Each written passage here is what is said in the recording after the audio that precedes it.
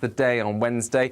Areas of rain crossing South Wales and the southwest, moving into the Midlands, central southern England, avoiding the far southeast. Meanwhile, bright spells and showers for Scotland, Northern Ireland, and then later for Northern England and for parts of North Wales. But some brighter skies coming along in the south, and another very warm day, mid to high 20s in the south, high teens, low 20s further north. And it will feel fresher in the north, I think, with showers continuing to arrive into Wednesday evening, clear spells breaking out across central and southern parts of the UK, and a more comfortable night for sleeping then. So a cooler day expected on Thursday, and into Friday as well. We'll see some sunny spells, but also a few showers in the north.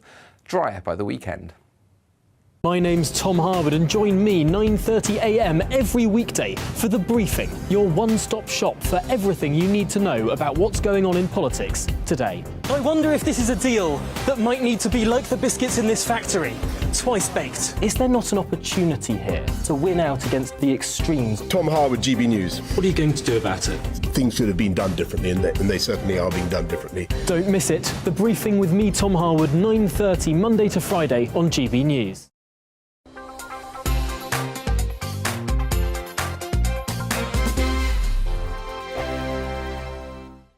We are GB News. We're right across this great nation. On TV. On radio. On digital. Absolutely everywhere. We don't talk down to you. We embrace all voices with honest and civilised conversation. We are not part of the establishment. We're one of you. And we're only getting started. Join us on GB News, The People's Channel. Britain's news channel.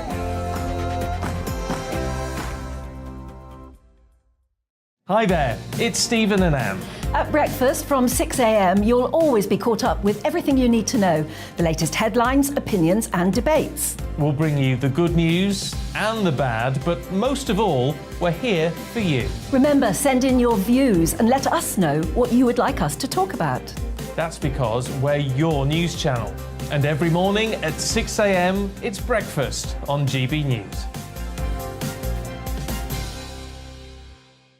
My name's Tom Harwood, and join me 9:30 a.m. every weekday for The Briefing, your one-stop shop for everything you need to know about what's going on in politics today. I wonder if this is a deal that might need to be like the biscuits in this factory, twice baked. Is there not an opportunity here to win out against the extremes? Tom Harwood, GB News. What are you going to do about it? Things should have been done differently, and they certainly are being done differently. Don't miss it. The Briefing with me, Tom Harwood, 9:30 Monday to Friday on GB News. Where would you like to go? Just take me to the studio, please, mate. You know where you're going. I've got a show to do. Friday Night Feast on GB News, 7 p.m. And it's like nothing you've ever seen before. We take a different angle on the week's biggest news stories. The viewers and listeners set me some absolutely mad challenges to do. We tried to rehome a rescue dog. And yes, there's some other wacky stuff in there as well. I feel like I could take on the world. Well, that's that. Friday Night Feast with me, Patrick Christie's, every Friday, 7 till 9 p.m. on GB News. Be there.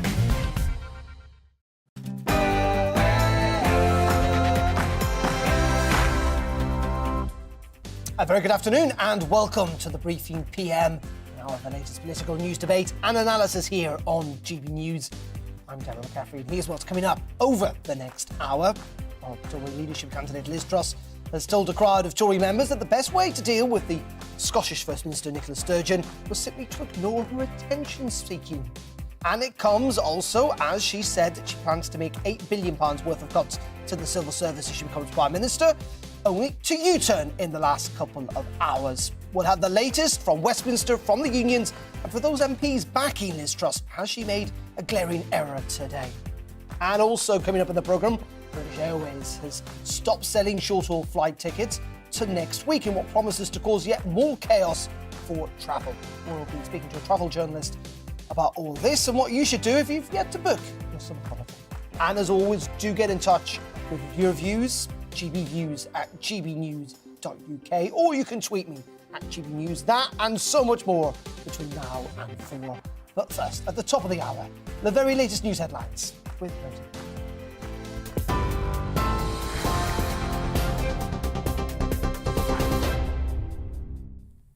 Good afternoon. It's just 2 minutes past 3. I'm Rosie Wright, keeping you up to date on GB News. Tory leadership candidate Liz Truss has abandoned a new proposed policy to slash public sector pay for workers outside of London. Well, during the hustings in Exeter last night, where she appeared alongside her opponent Rishi Sunak, Liz Truss said her plan would save nearly £9 billion. It prompted, though, a significant backlash from Labour and senior Conservatives, who said the policy would level down the country. Her spokesperson today says there's been a willful misrepresentation of the campaign, but said the policy would be dropped. BP have reported a profit of nearly £7 billion in their second quarter. That's the highest in 14 years. It's amid rising oil and gas prices affecting UK households, with inflation currently at its 40-year high. Consultancy Cornwall Insight says energy bills could reach more than £3,600 per household this winter. That's hundreds of pounds more than previously expected for England, Wales and Scotland. British Airways has suspended the sale of short-haul flights from Heathrow for at least a week. The airlines temporarily halted ticket sales for domestic and European services, saying it was in response to Heathrow's request to limit new bookings. Last month, Heathrow announced a limit of 100,000 passengers a day until mid-September. The Supreme Court's received an urgent appeal from the family of Archie Battersby following a midday deadline on withdrawing life support. The 12-year-old's family now await a decision, and the hospital say they won't withdraw treatment until they have direction from the court. Archie was found unconscious at his home in April and was declared brainstem dead by his doctors. Ella Carter, a friend of the Battersby family, says they're hopeful the Supreme Court will accept their appeal. The family are disappointed that it was sort of dealt with as quickly as it was, but we're hopeful that the Supreme Court will accept our appeal and it will be given the proper consideration it deserves. A US drone strike has killed the leader of al-Qaeda in Afghanistan. Ayman al-Zawahiri, one of the world's most wanted terrorists, helped plan the 9/11 attacks and was Osama bin Laden's successor. President Joe Biden says he was killed in a counter-terrorism operation over the weekend in Kabul after evading the US for nearly 21 years. On Saturday, at my direction, the United States successfully concluded an airstrike in Kabul, Afghanistan, that killed the emir of al-Qaeda, Ayman al-Zawahiri. Now, justice has been delivered, and this terrorist leader is no more. Former defence advisor to President Bush, Jamil N. Jaffer, told GB News this airstrike is a huge win for the White House and the world. To be sure, al-Qaeda will try to regroup and will appoint a new leader, probably Sirajuddin Haqqani, a member of the Afghan government and the former head of the Haqqani network. But al-Qaeda, for now at least, is been worn down. They will come back, though, and the key is to keep the pressure on them, both in the United States to prevent attacks in the United States, but also against our allies in the UK and Europe. An arrest warrant's been issued for the older brother of the Manchester Arena bomber after he didn't turn up to give evidence at a public inquiry into the 2017 attack. Ismail Abedi, who fled the UK last summer, failed to attend the hearing at Manchester Magistrates Court today. Last month, the 29-year-old was found guilty in his absence of failing to comply with a court notice which compelled him to cooperate with the inquiry. Almost 700 migrants crossed the Channel yesterday, a daily record for the year so far. Latest figures from the Ministry of Defence showed 696 individuals made the journey in 14 boats. Large groups of migrants, including young children, were seen being brought ashore in Ramsgate before then leaving the Kent port on buses. Hundreds of thousands of people with type 1 diabetes in England will soon have access to a life-changing gadget. There'll be no need for a scan or a finger prick test to track their blood sugar levels. NHS England say it's a new glucose monitor that's worn on the arm. It's about the size of a bottle cap that will send information to a mobile app at all times. This is GB News. I'll bring you more as it happens. Now let's head back to the briefing with Darren.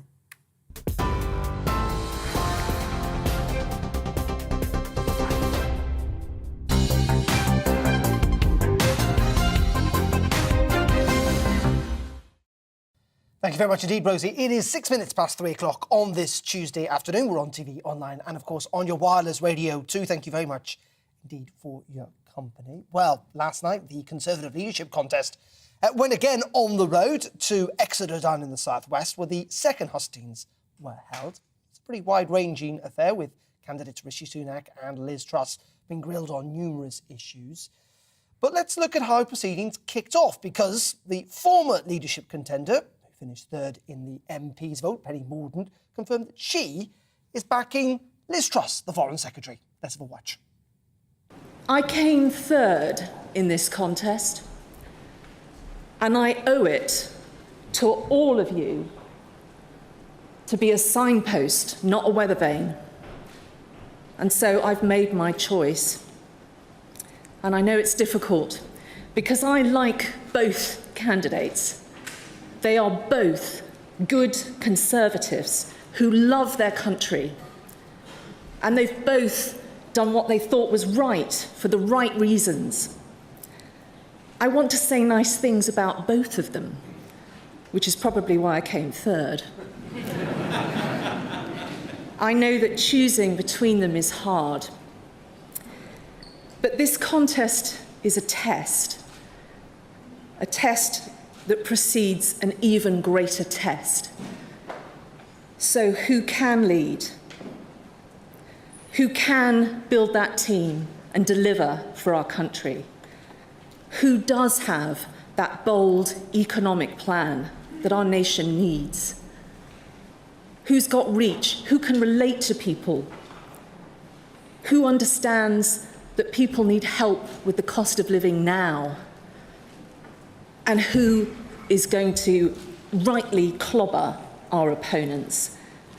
Who is going to hold seats and win back councils? And who most embodies the vision and values the British public had in their heads and their hearts when they voted in 2016 and 2019? At the start of this final phase of the contest, I didn't know the answer to those questions, but I've seen enough to know who the person I'm going to put my faith in is. And that is Liz Truss. But there you go, that was Penny Mordaunt speaking last night, but Liz Truss got herself into a little bit of trouble today. Let's go to our political correspondent, Tom Harwood, who is outside Parliament for us this afternoon. Tom, good afternoon to you. Just talk us through what's gone on today. Big announcement made overnight, and within a couple of hours, a screeching U-turn.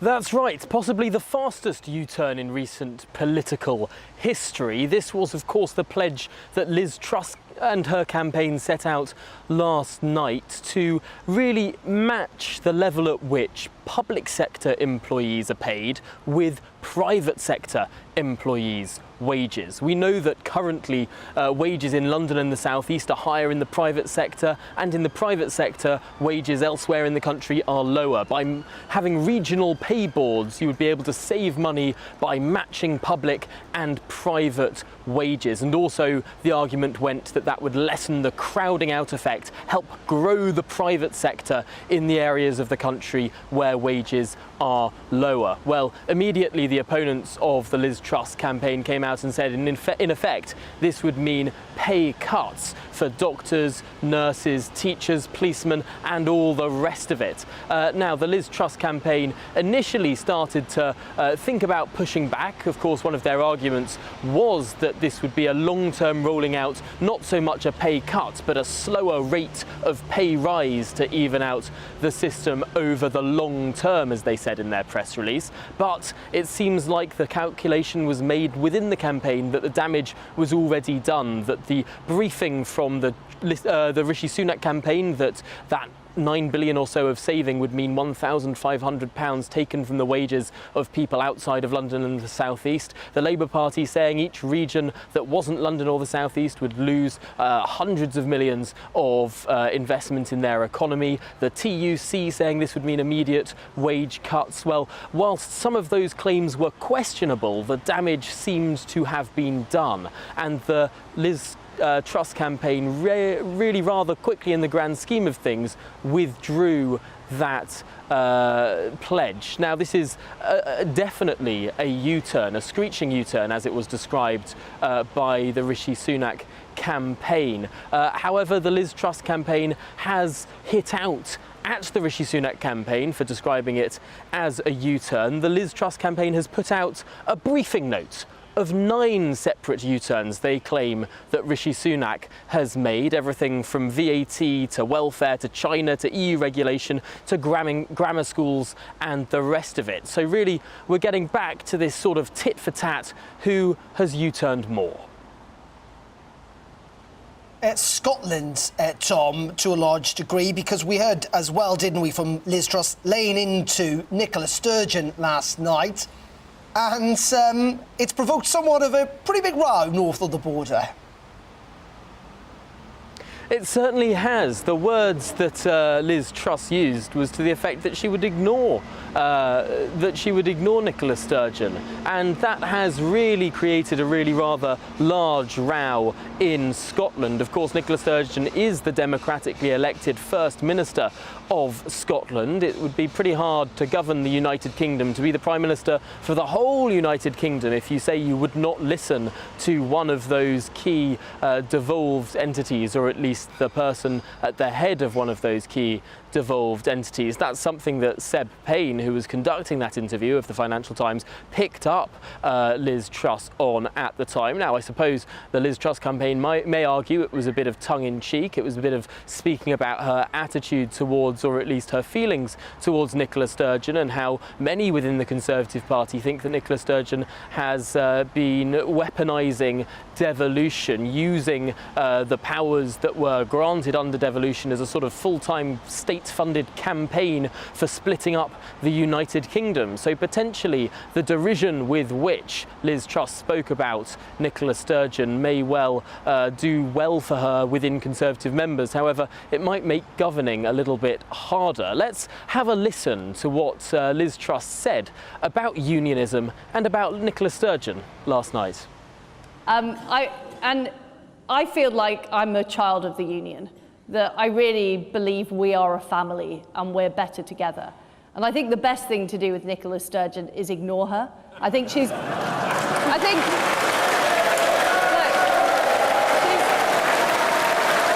sorry. It's a bit difficult when she's First Minister, though. She's got a democratically elected position, just as you would. I'm sorry, she's an attention seeker, Seb.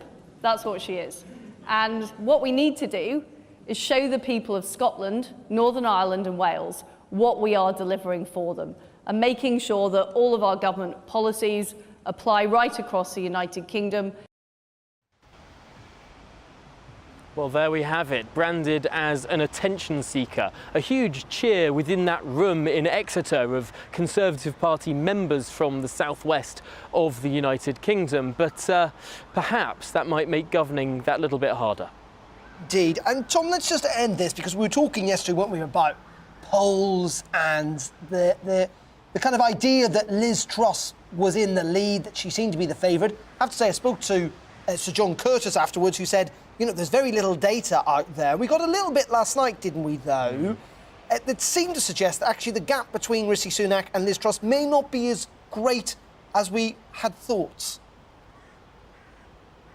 We certainly did. A curious poll that the Times reported had been commissioned by the Liz Truss campaign. I spoke to the Liz Truss campaign. They said they did not commission this poll. It's from a little-known pollster, although it's a member of the British Polling Council, which means it follows all the rules of publishing its data, and many people are peering over its tables today. But it's an Italian pollster that hasn't polled the Conservative Party membership before, that didn't seem to have a pedigree of the sort of tables and pools of voters that you might expect if you wanted to generate a consistent view. I spoke to Chris Curtis of Opinium, the pollsters, earlier today, who told me that it looks like a legitimate poll, but potentially it's worth taking with a pinch of salt, given that we don't have anything to compare it to, and we don't know the pedigree of this polling organisation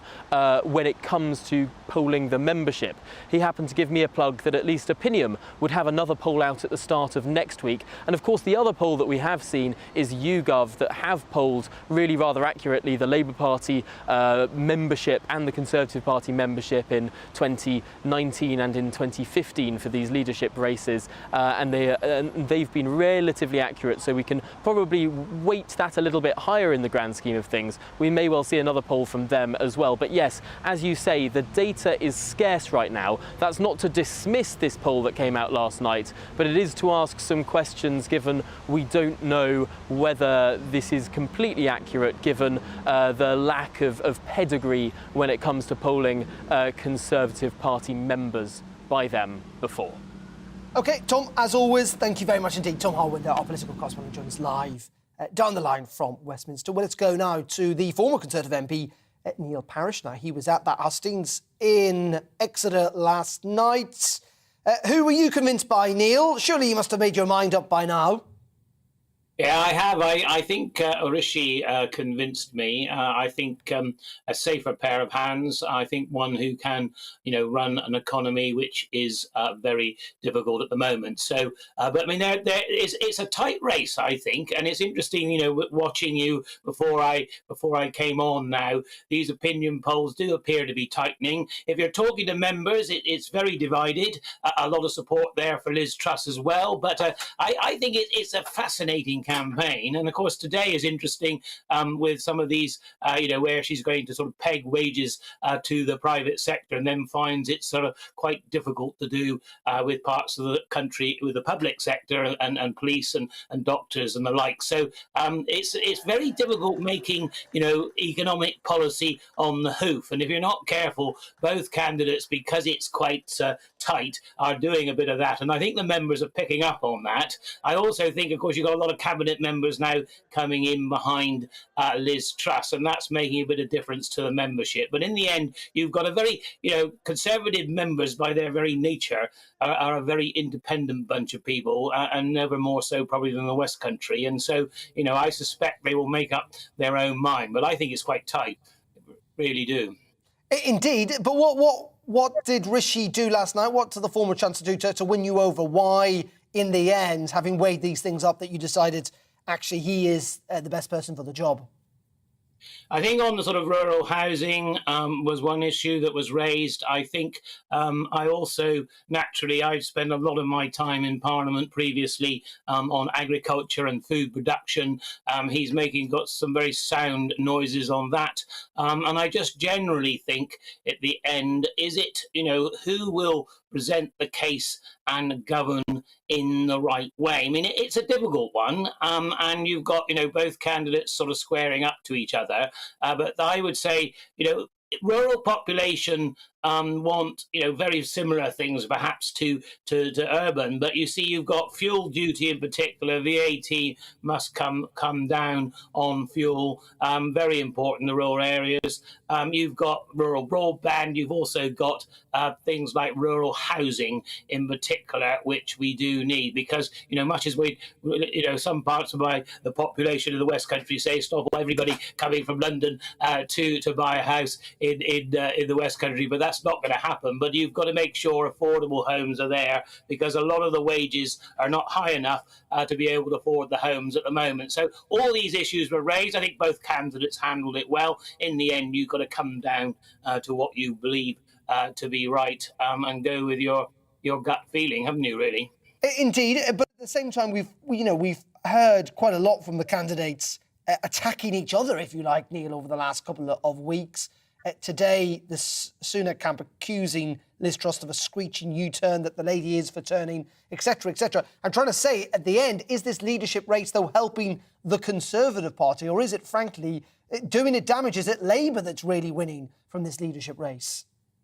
Yeah, I think we've got to be careful when we sort of take chunks out of each other. It must be very tempting when you're both the candidates and the race is close. But I do think we have to be careful, because we are in government. The government is continuing, and whoever becomes Prime Minister, at the beginning of September, will have to hit the ground running. And the country, cost of living, all of these things, cost of energy, everything is so important at the moment. And I think we talk, all candidates talk a lot about tax tax cuts. I'm not convinced the Conservative voter and the voter in the West Country, yes, they're interested in tax cuts, but I think they're much more interested really in day-to-day living. If you talk to a lot of local businesses, I've got a local butcher right opposite me with a farm shop, he'll tell you that a lot of people are not spending as much money in the shop. They're being very careful. And I think everybody's watching their energy bills. Even if you've got money, do you spend it at the moment? A lot of businesses, very high electric bills and energy bills. So I think they're interested to see who are the candidates, the voter is, to see who is actually going to deliver a stable economy, more money for the health service, and yet cut taxes. How's that going to work? Some of these, I don't always agree with the Labour Party, but sometimes when they say, how on earth do you pay for extra defence, extra tax cuts, and then spend more on the NHS? Does it add up? And I think, that's what the voters will be watching when the new Prime Minister comes in. I think that's my view on life anyway. Indeed. Well, appreciate it. Neil, as always, thank you very much indeed. Neil Parish there, former Conservative MP, joining us from Tiverton. OK, you're watching The Briefing here on GBNews. Coming up in just a couple of minutes, we're going to talk about the killing of the Al-Qaeda leader. British Airways essentially stopped sending flights extraordinarily, and also more on Liz Truss's war on Whitehall. We'll be talking to the unions in just a couple of minutes. Stay tuned.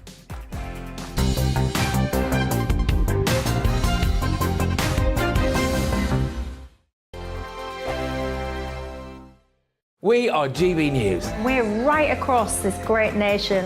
On TV. On radio. On digital. Absolutely everywhere. We don't talk down to you. We embrace all voices with honest and civilised conversation. We are not part of the establishment. We're one of you. And we're only getting started. Join us on GB News, The People's Channel. Britain's news channel.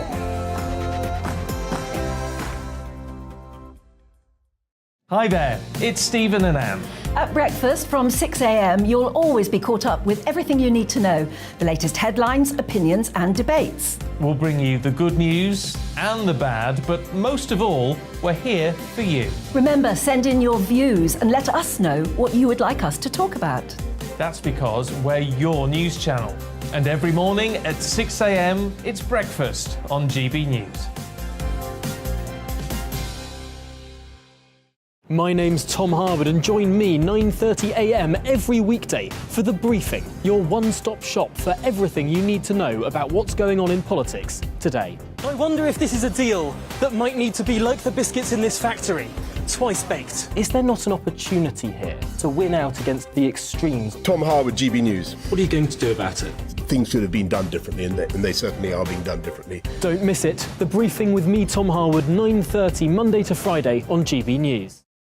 Where would you like to go? Just take me to the studio, please, mate. You know where you're going. I've got a show to do. Friday Night Feast on GB News, 7 p.m. And it's like nothing you've ever seen before. We take a different angle on the week's biggest news stories. The viewers and listeners set me some absolutely mad challenges to do. We tried to rehome a rescue dog. And yes, there's some other wacky stuff in there as well. I feel like I could take on the world. Well, that's that. Friday Night Feast with me, Patrick Christie's, every Friday, 7 till 9 p.m. on GB News. Be there. Join me, Darren Grimes, for Real Britain every Saturday and Sunday from 2 p.m. A news hour that comes with a trigger warning. Scorching hot opinion with prominent guests saying the unsayable and a little bit of weekend fun thrown in. Unlike other broadcasters, I won't be forgetting what the B in our name stands for. So howie in for Real Britain Saturday and Sunday from 2 p.m.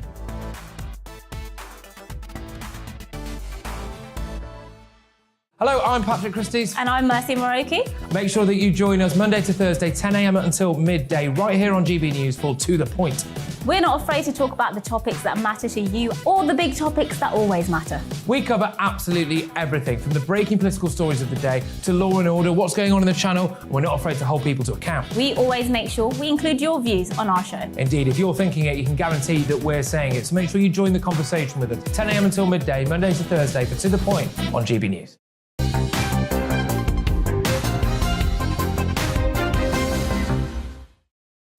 A very welcome back to The Briefing now. As we've been hearing, the Conservative leadership hopeful Liz Truss had been promising a wage war on Whitehall waste, with proposals to shake up civil service pay. The Foreign Secretary said last night that she would save around £11 billion a year by adjusting wages for regional jobs, scrapping roles focused on diversity and inclusion, and ending paid time for union officials to carry out their work. But, as we've heard in the last couple of hours, she seems to have U-turned pretty much on most of that policy, though she still argues she's going to plan for a radical shake-up of Whitehall and how the civil service functions. Well, let's speak to the General Secretary of the Prospect Trade Union, that's Mike Clancy, who is with us this afternoon. Mike, very much thank you for your time. Just first of all, let's get this straight, though, on regional pay. It does kind of seem to make sense that people in different parts of the country should get different wages, given the fact that the cost of living differs so much in different parts of the country, no?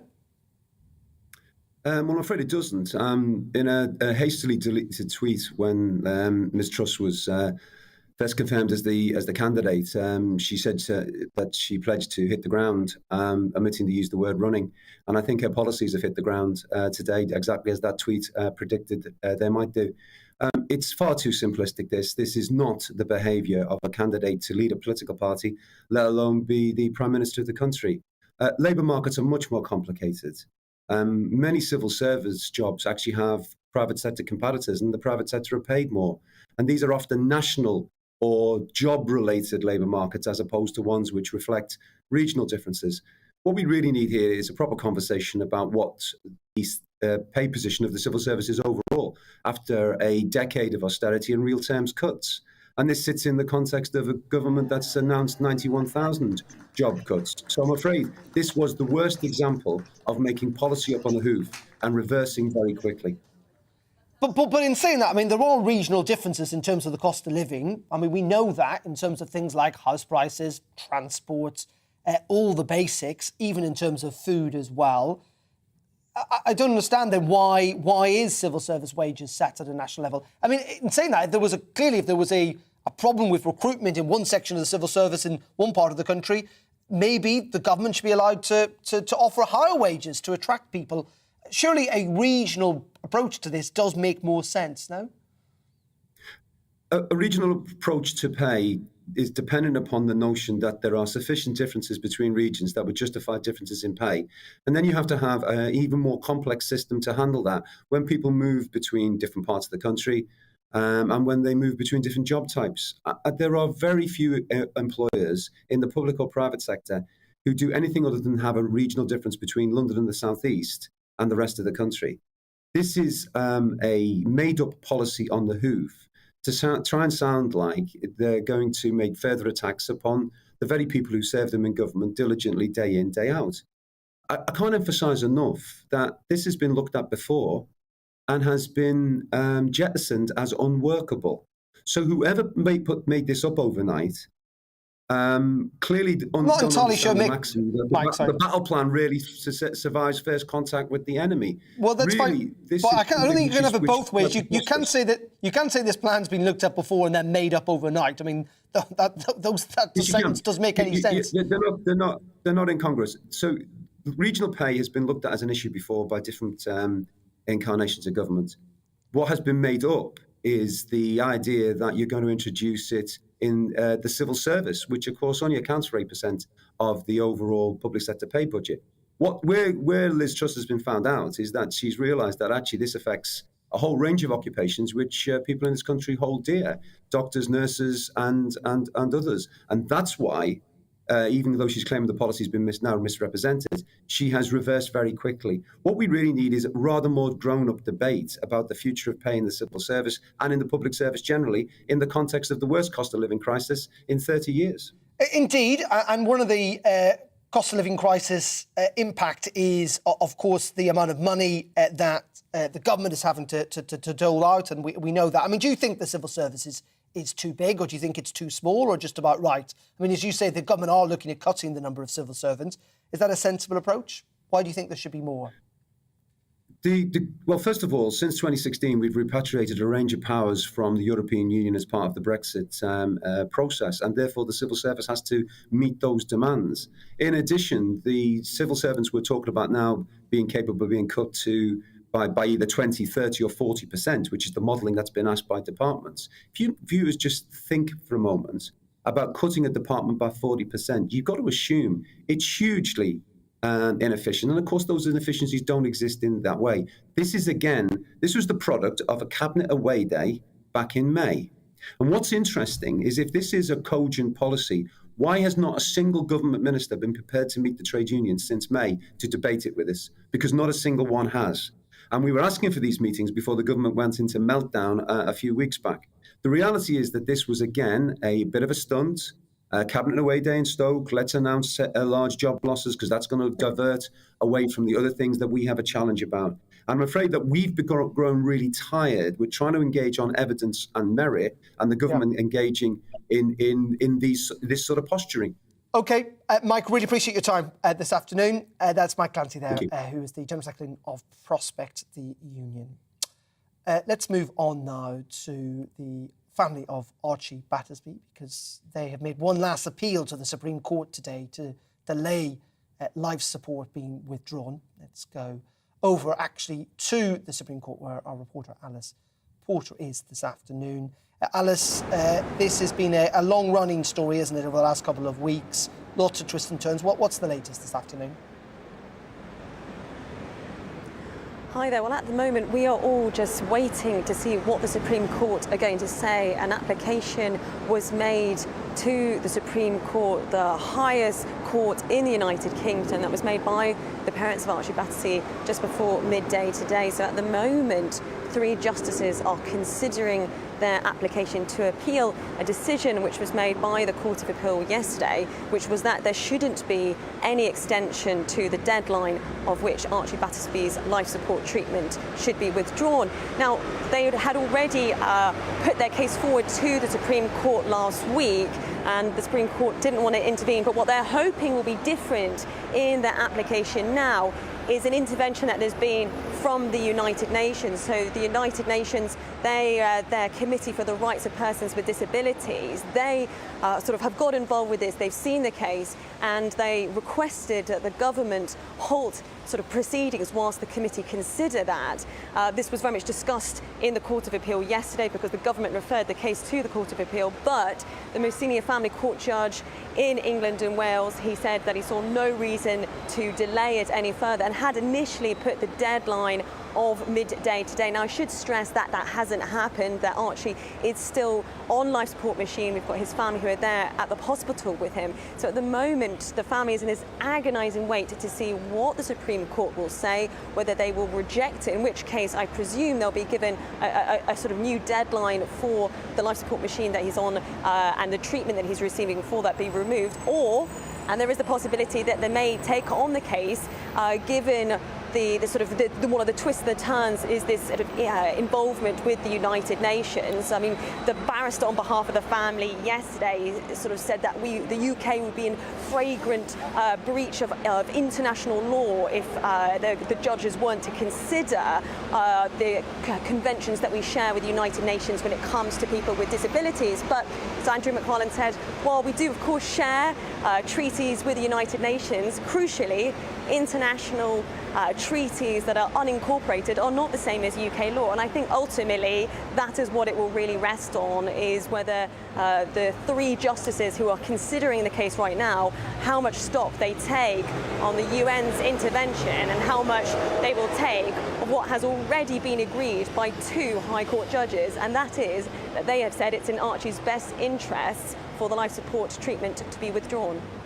OK, Alice, outside the Supreme Court this afternoon. Thank you very much indeed, and Alice brings up to date with the news as it comes in. OK, we've got lots more on the briefing in the next 30 minutes or so, but first let's bring you up to date with the very latest news headlines. Back to Rosie.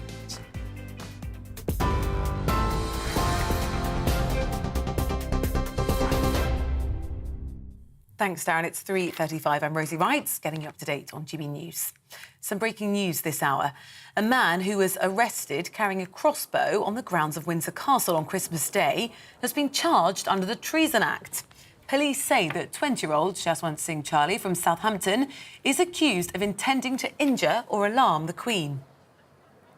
Tory leadership candidate Liz Truss has abandoned a proposed policy to slash public sector pay for workers outside of London. At a hustings in Exeter, she said the plan would save nearly £9 billion. Labour and senior Conservatives criticised the move, saying it would level down the country. BP's reported a profit of nearly £7 billion in the second quarter of this year. That's the highest in 14 years. It's amid rising oil and gas prices affecting UK households, with inflation at its highest in 40 years. Consultancy Cornwall Insight says energy bills could reach more than £3,600 per year for a household this winter. British Airways has suspended the sale of short-haul flights from Heathrow for at least a week. The airlines temporarily halted ticket sales for domestic and European services, saying it was in response to Heathrow's request to limit new bookings. Last month, the airport announced a limit of 100,000 passengers per day until mid-September. A US drone strike has killed the leader of al-Qaeda in Afghanistan. Ayman al-Zawahiri, one of the world's most wanted terrorists, helped plan the 9/11 attacks and was Osama bin Laden's successor. President Joe Biden says he was killed in a counter-terrorism operation over the weekend in Kabul. An arrest warrant's been issued for the older brother of the Manchester Arena bombing after he didn't turn up to give evidence at the public inquiry into the 2017 attack. Ismail Abedi, who fled the UK last summer, failed to attend the hearing at Manchester Magistrates Court today. TV, online and DAB+ radio, this is GB News. Shortly, we'll be back to the briefing with Darren.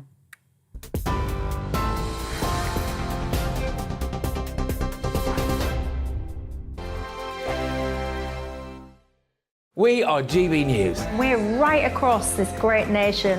On TV. On radio. On digital. Absolutely everywhere. We don't talk down to you.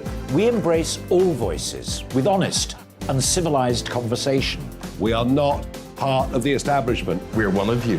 And we're only getting started. Join us on GB News, The People's Channel. Britain's news channel.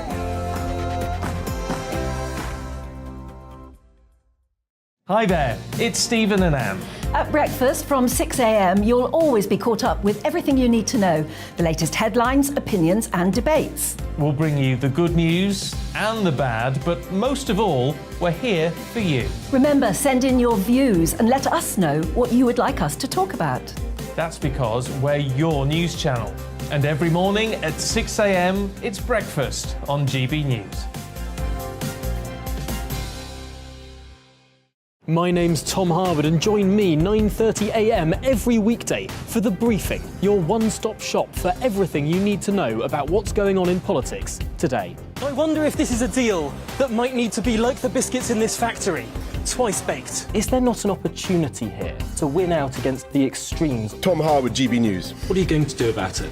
Things should have been done differently, and they certainly are being done differently. Don't miss it. The Briefing with me, Tom Harwood, 9:30 Monday to Friday on GB News. Where would you like to go? Just take me to the studio, please, mate. You know where you're going. I've got a show to do. Friday Night Feast on GB News, 7 p.m. And it's like nothing you've ever seen before. We take a different angle on the week's biggest news stories. The viewers and listeners set me some absolutely mad challenges to do. We tried to rehome a rescue dog. And yes, there's some other wacky stuff in there as well. I feel like I could take on the world. Well, that's that. Friday Night Feast with me, Patrick Christie's, every Friday, 7 till 9 p.m. on GB News. Be there.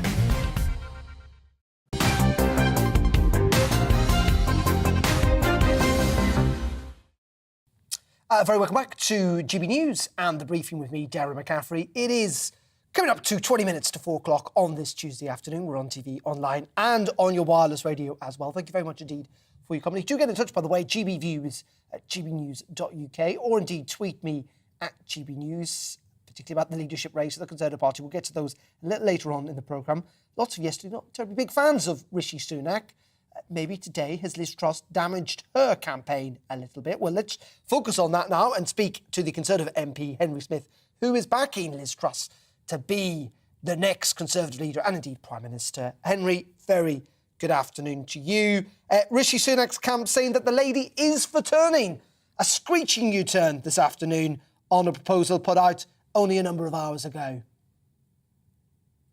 Well, good afternoon. I don't think we should be getting into one candidate criticising another candidate. I think we should be proposing what is positive policy for the future, what this country needs to make the most of the Brexit opportunities that we have been given and to address issues like cost of living pressures. So I prefer to really focus on positive policy announcements coming forward.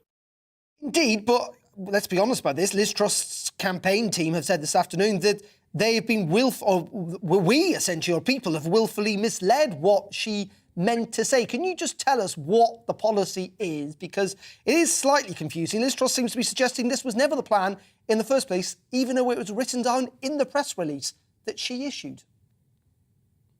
Well, there can be sort of a slight fog with campaigns that are going on, that perhaps something is issued by one member of a campaign team that hasn't necessarily been signed off at the top. So I go with what Liz Truss says. If she says what the policy is, then that's what it is. And if somebody perhaps in the campaign has made an error, then unfortunately that occasionally does happen.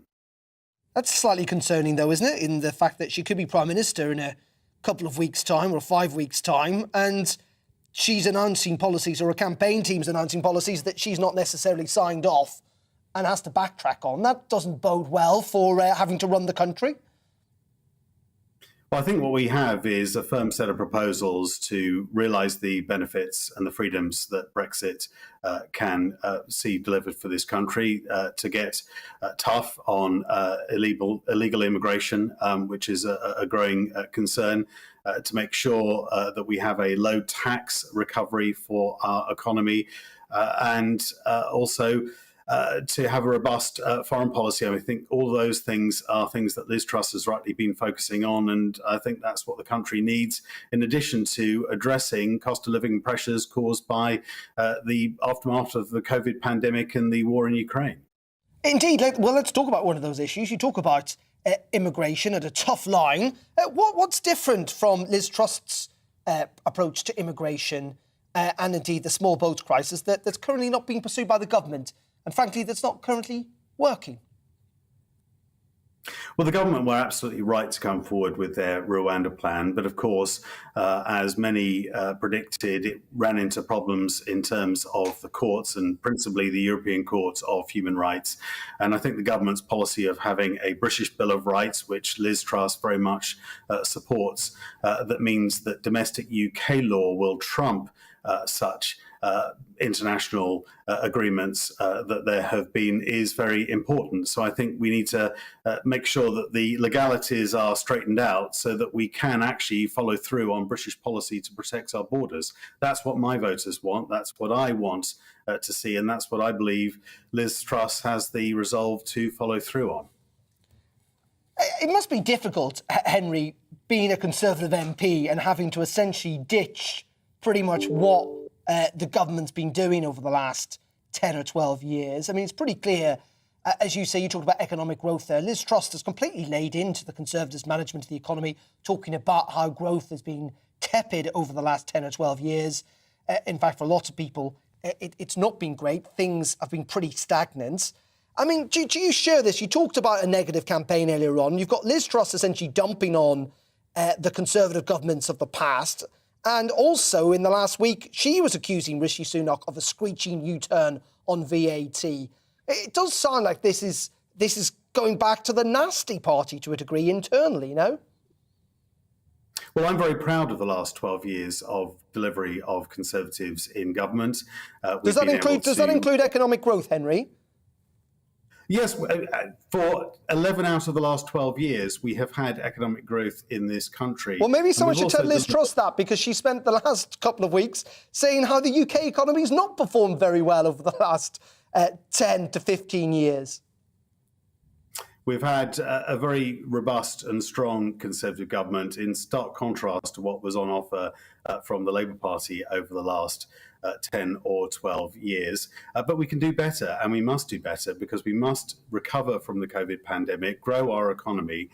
We can do that through a low tax approach, which means actually then there is more coming in to be able to support the important public services that people rely on and to address cost of living pressures. So I don't see this as mutually exclusive. We've done well over the last 12 years, but we need to do a lot better.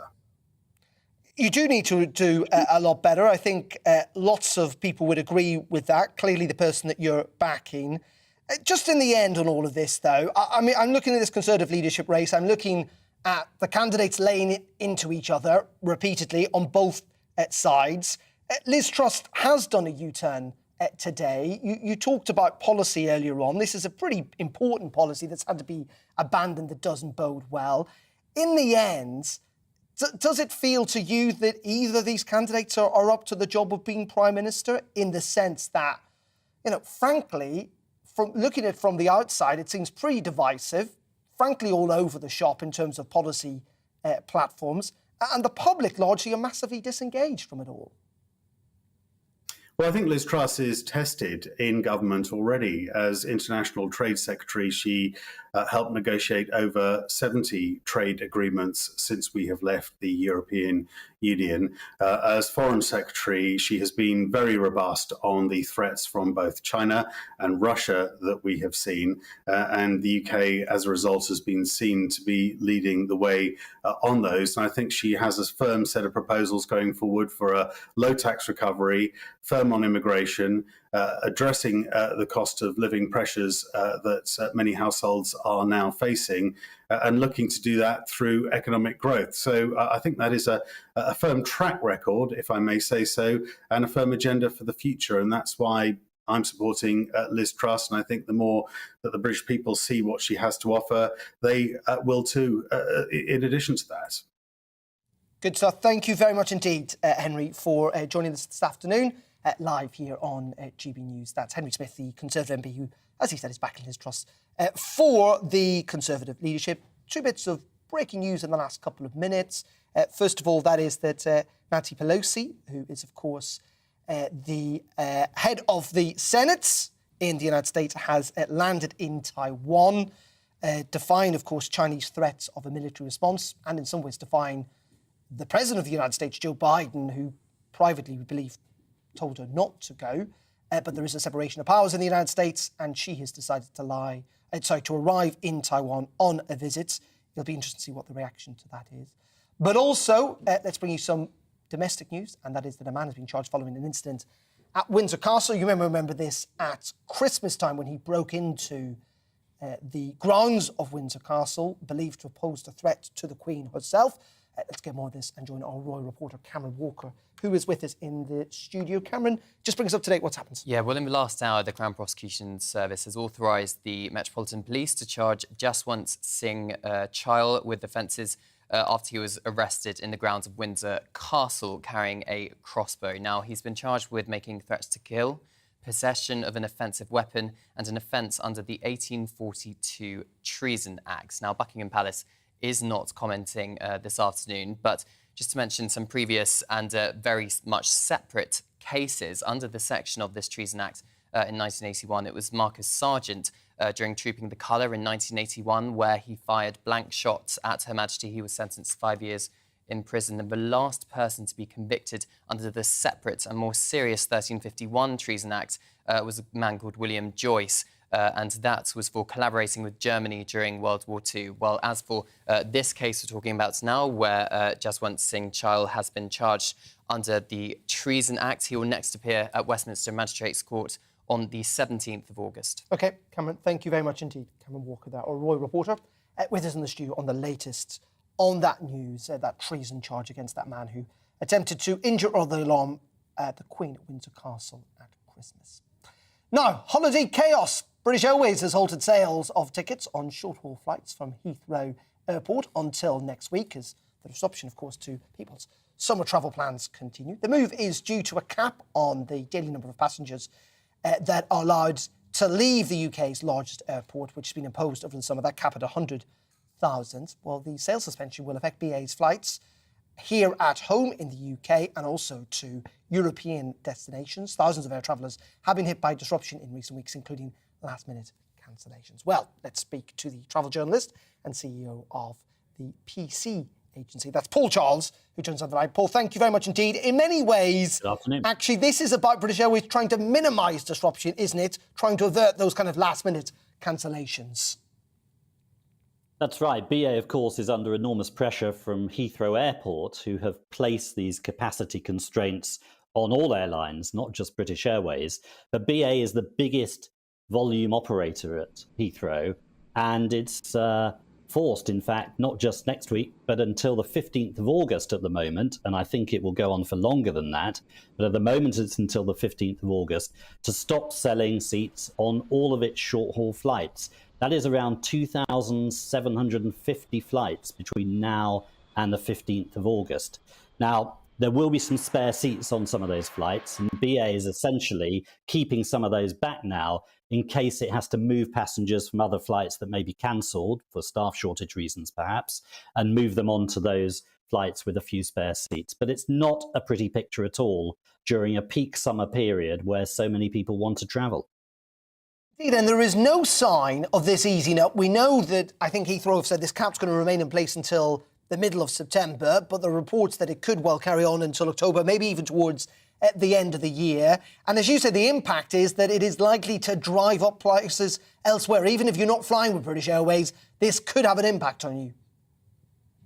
Yes, what it's doing, of course, is forcing those who do travel at short notice, and that's business travel, to see a poor, an ill relative or a dying relative. They are those who are going to be most affected, and they're going to seek to fly on an alternative airline. But if they want to find a seat and there's one available, the chances are the price will be much, much higher. We've already seen a 20 to 30% increase in flight prices since March of this year, and the flight prices continue to rise on the back of higher inflation, but also soaring consumer demand. So if you need to travel at short notice, you're going to find it very difficult to find a seat on another carrier. And we should make it clear, though, that this travel disruption isn't universal. I mean, there are airlines, that have gotten this year right. I mean, probably most notably Ryanair to a large degree, who've cancelled very few flights, and the main airports they operate out of, have been largely unaffected. I mean, this disruption has applied to certain airports and to certain airlines. Yes, it's an impressive story that Michael O'Leary has carved out at Ryanair with his pile 'em high, sell 'em cheap philosophy, which has worked well during the pandemic and post-pandemic in terms of its recovery. But of course, some of the legacy carriers, Lufthansa, British Airways, Air Canada, these bigger players have really found it difficult to bounce back post-pandemic. One good news, though, for someone like British Airways is they are adapting to an era where they are flying with fewer planes, with fewer staff, but prices are higher. And it's no wonder that they are more profitable again than they were expecting. So they're learning, like many in the travel industry at the moment, that they can provide reduced seats, reduced capacity, with fewer staff needing to be hired, but those prices are going up and they're being paid for by us as consumers. That's an impressive business model to bounce back with. Really, really interesting stuff. Thank you so much, as always, Paul, for your analysis. Paul Charles there joining us down the line. Thank you, Paul. OK, we're almost at the end of the briefing, but we have got Colin Brazier coming up in just a couple of minutes' time from 4 o'clock this afternoon. Colin, what's on the programme? A fair bit. I'm really interested in this story about the Treason Act being invoked. Man in the grounds of Windsor Castle. Really fascinating. I was listening to a podcast today about the use of treason in Britain, and it is extraordinary that it's still used, isn't it? You're going to have to talk up very loudly. William Joyce being the last person to be done under the Treason Act. He was Lord Haw-Haw. Indeed, yes. And I remember, that. Apparently your mic's not working, so we're going to give you 2 seconds, and I'll tell you some of your views while you do. Lots of you been getting in touch, by the way. Bill says, if Rishi loves this country, which one, the UK, or is it the one where he's got a green card? Also, Chris saying that it's great that Liz is on the attack towards Sturgeon, makes a change to stop the constant put down that she applies to the UK. Just as people are getting in touch, gbviews@gbnews.uk, we can take you to some pictures of Nancy Pelosi, who, of course, has just arrived in Taiwan. Talking about this a couple of minutes ago. She, of course, the leader of the US Senate.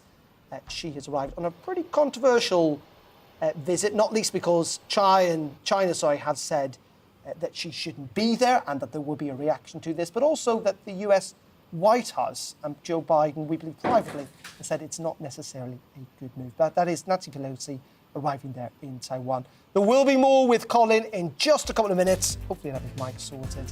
And we'll have more from the briefing at the same time at 3 tomorrow. We'll leave you with the weather. Have a very good afternoon. See you soon. Hello again, I'm Aidan McGivern from the Met Office. A breezy and cloudy day for many of us, but it is also warm. It's humid out there because our air is coming up from the southwest, and although low pressure is in charge, that low sitting to the northwest of the UK, and it is bringing some weather fronts, well, the heavier rain has now moved away, and so mostly it's just cloud and some light outbreaks of rain, predominantly over parts of Wales, especially hills and coasts, northern England as well as we head into the evening, and then increasingly parts of southwest England will turn damp. There'll be showers for Scotland and Northern Ireland and some more prolonged rain coming into the northwest of Scotland for a time, but staying dry in the southeast and wherever you are. It is going to be a warm night, temperatures holding up in the mid to high teens.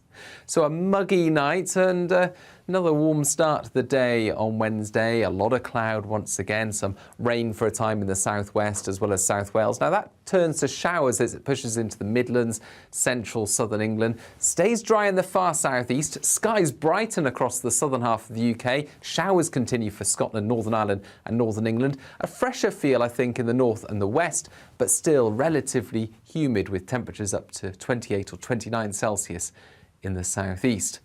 The cloud disappears across southern parts of the country into Wednesday evening. Further showers for a time, mainly around coasts of Scotland and Northern Ireland. And then another relatively warm night with that humid air still with us to some extent, but not quite as warm. Temperatures dipping to 14 to 16 Celsius, England and Wales, 12 or 13 for Scotland and Northern Ireland. There will be an area of rain affecting the northeast of Scotland for a time on Thursday morning. That gets out of the way. And then it's a day of bright spells and scattered showers, most of those showers affecting northern areas. Similar conditions on Friday. And then by the weekend, it turns drier and brighter widely.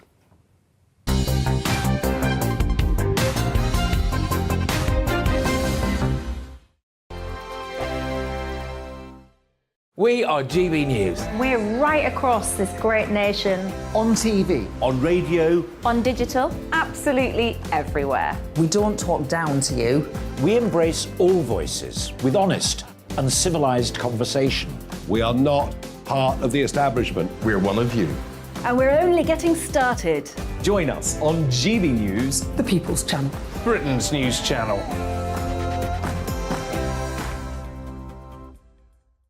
Hi there, it's Stephen and Anne.